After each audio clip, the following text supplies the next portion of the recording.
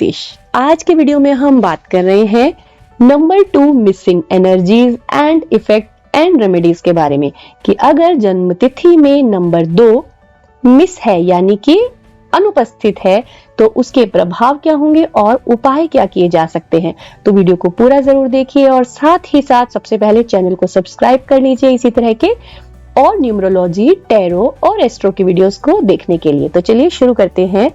क्या होता है जब हमारी जन्म तिथि में नंबर 2 मिस होता है, यानी कि पूरी जन्म तिथि में नंबर 2 नहीं आ रहा होता है, ना ही लोशो ग्रिड में नंबर 2 हमारे पास होता है। तो ऐसे में क्या होता है, नंबर 2 जो है वो मून को डिपिक्ट करता है। मून हमारे लिए क्या होता है, इमोशंस, माँ, इंट्यूशंस, फीलिंग्स, अफेक्शंस, ये सभी जो गुण होते हैं जो हमारे जीवन में इनका हम कह सकते हैं कि उपभोग करते हैं, इनका सुख प्राप्त करते हैं, ये सभी नंबर 2 की ऊर्जाओं से हमें मिलते हैं।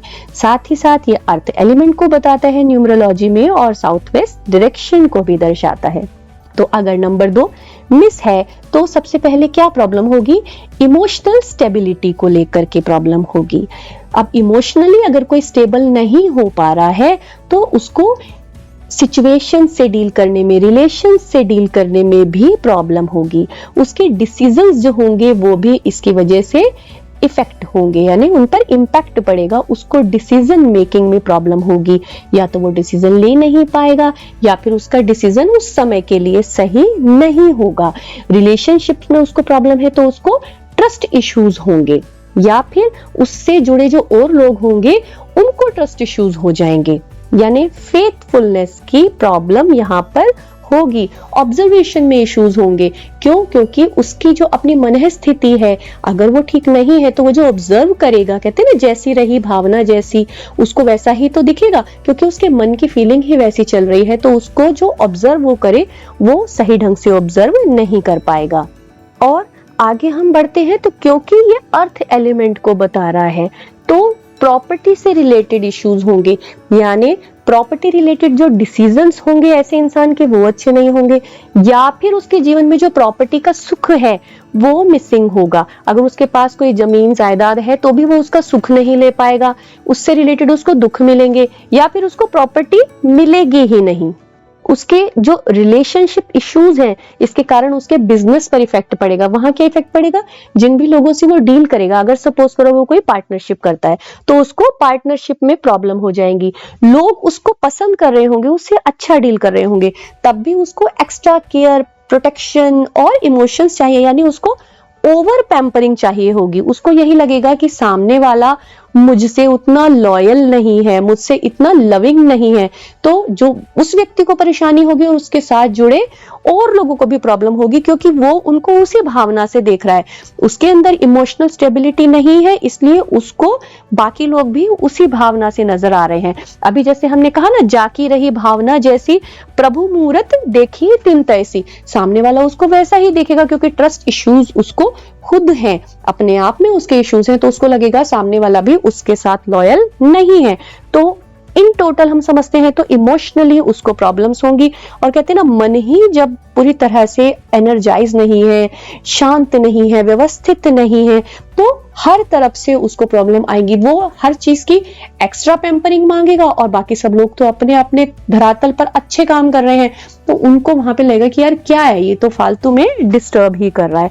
तो 2 नंबर मिस होने से ये सारी आप देखो तो मन के तल पर भी आ गई, साथ ही साथ जमीन के तल पर भी आ गई, क्योंकि ऐसे लोग इम्पेशेंट हो जाते हैं। ये गलत करते रहेंगे लेकिन अपनी गलती नहीं मानेंगे, बार बार वही गलती करेंगे, लेकिन इन्होंने अपनी गलती नहीं माननी, क्योंकि इनका जो मन मस्तिष्क है उस बात को स्वीकार ही नहीं करता।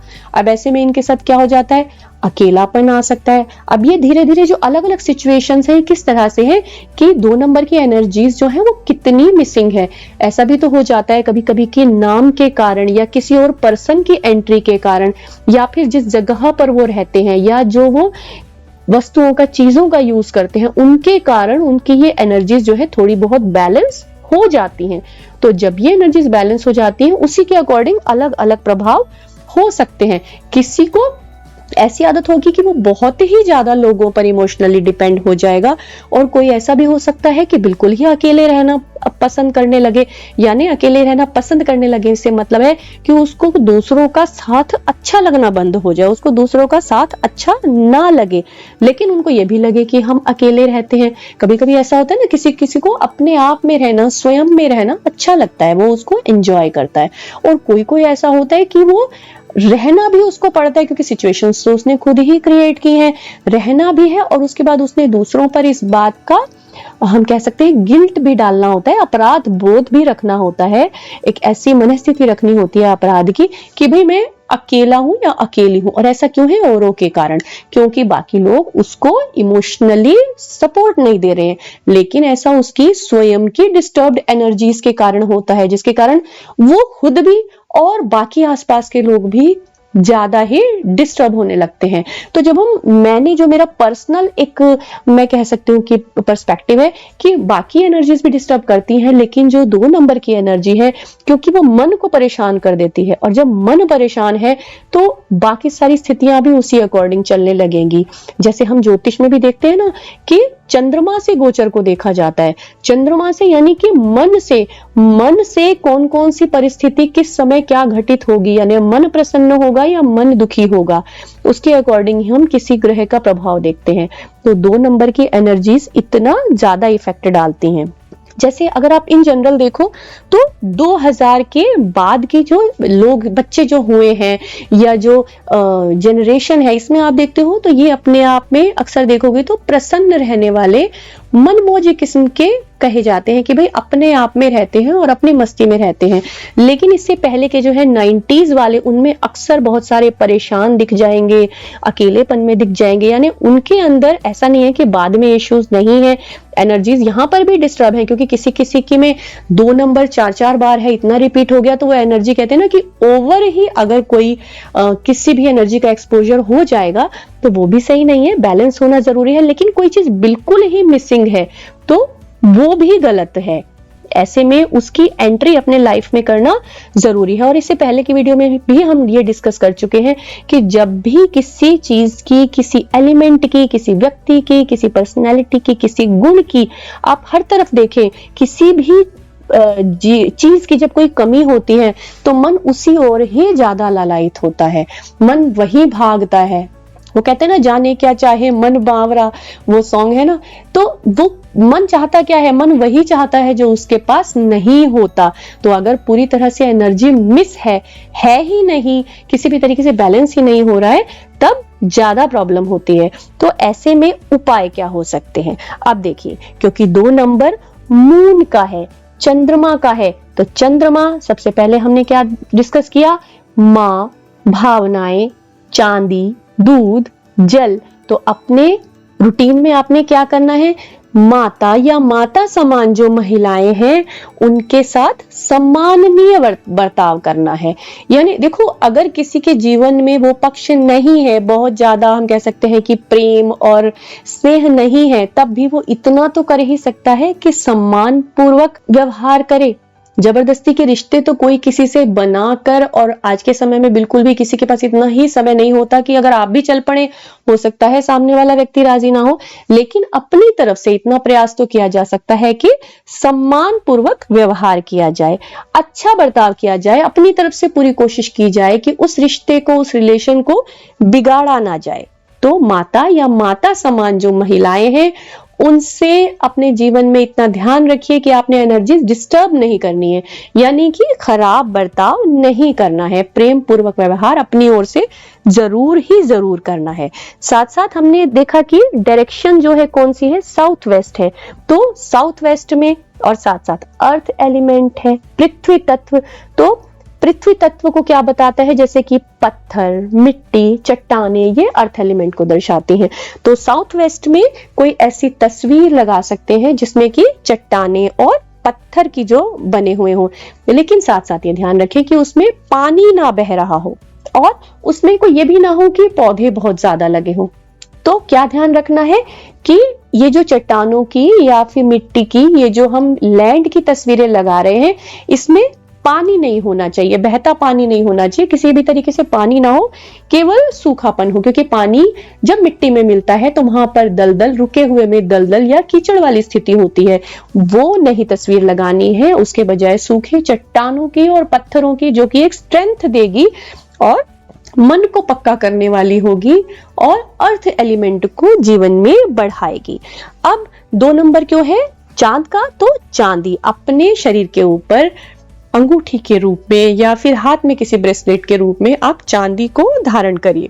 मिल्क, दूध, डेयरी प्रोडक्ट्स जो होते हैं, इनको थोड़ी थोड़ी मात्रा में ही सही अपने डेली के खान पान में इसको लाइए।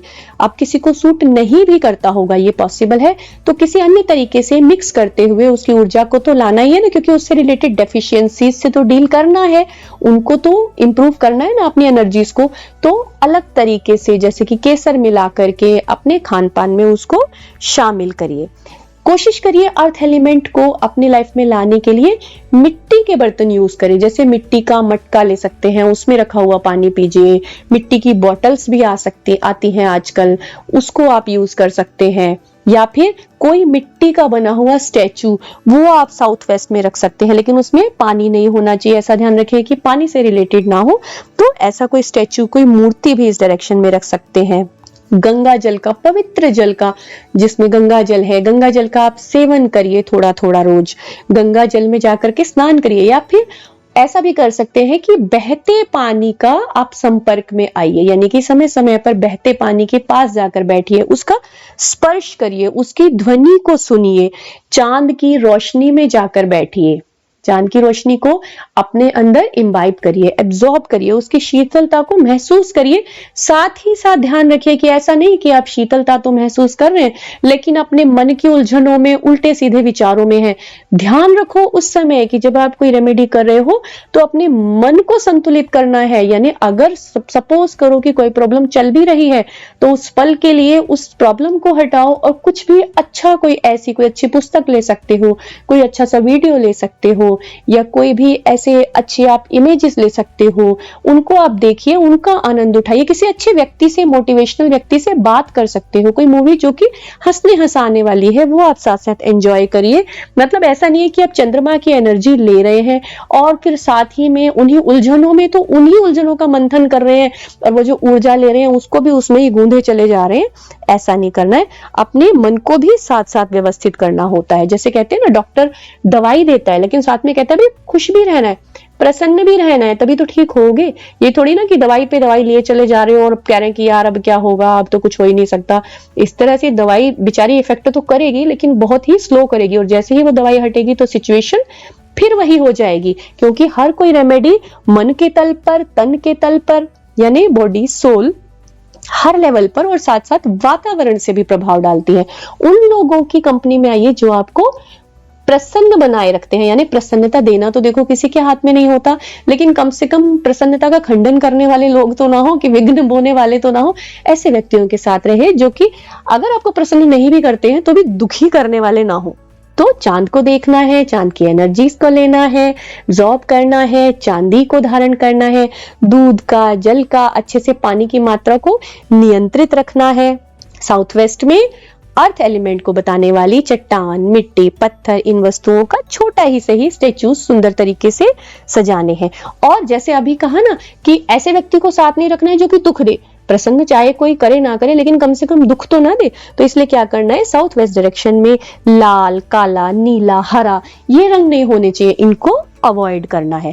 तो इस तरह की रेमेडीज को आप करके, इनको सिंपल रेमेडीज को करके आप क्या कर सकते हैं, अपनी लाइफ में 2 नंबर की एनर्जीज को बैलेंस करते चलेंगे। और साथ ही साथ एक और है, अगर आप एस्ट्रोलॉजिकल कहीं से आप कह सकते हैं कि गाइडेंस ले सकते हैं, लेना चाहते हैं, तो आप ये भी देख सकते हैं कि क्या आपको मोती, पर्ल सूट करता है। अगर सूट करता है, आपके लिए सुटेबल है, तो आप उसको भी धारण कर सकते हैं। और चांदी का तो आप धारण कर ही सकते हैं, चांदी के बर्तन में पानी रख के आप उसका सेवन कर सकते हैं। इस तरह से एनर्जीज धीरे धीरे जो मिसिंग है वो आपके लाइफ में अच्छे से बिल्कुल बैलेंस वे में आने लगेंगी, और जो मन है वो स्टेबिलिटी की तरफ जाने लगेगा, यानी वो इमोशनली स्टेबल होगा। उसमें आपको अपने रिलेशंस से प्रॉब्लम नहीं होगी और आपके रिलेशंस को आपसे प्रॉब्लम नहीं होगी। क्योंकि जो भी रिलेशन होते हैं वो इंटरलिंक्ड होते हैं। और इससे क्या होगा, बिजनेस में, व्यापार में, हर जगह जब आप प्रसन्नता की किरणें ही आपके आसपास मौजूद होंगी तो हर जो सिचुएशन आएगी वो अच्छी ही आपके सामने आती चली जाएगी। तो क्या करना है, अपनी डेट ऑफ बर्थ में देखिए कि 2 नंबर है, अगर जो है तो फिर तो एंजॉय करिए, और अगर लगता है कि 2 नंबर आपकी डिजिट्स में कहीं पर भी नहीं आ रहा है, और अगर आप नहीं देख पा रहे हैं तो आप कमेंट्स में बताइए, आप पूछिए, यहाँ पर भी आपको बता दिया जाएगा कि आपकी डेट ऑफ बर्थ में 2 नंबर मिसिंग है। और अगर आप यहाँ पे रेजोनेट कर पा रहे हैं तब भी आप इन रेमेडीज को फॉलो कर सकते हैं। टैली कर रही हैं अगर कुछ ट्रेड्स तो आप रेमेडीज को फॉलो कर सकते हैं। तो आई होप आपको ये जानकारी इंटरेस्टिंग और इंफॉर्मेटिव तो लगी ही होगी। इफ यस, देन क्या करना है, then please do like, share, comment and subscribe the channel for such more informative videos. Thanks for watching. नमस्कार।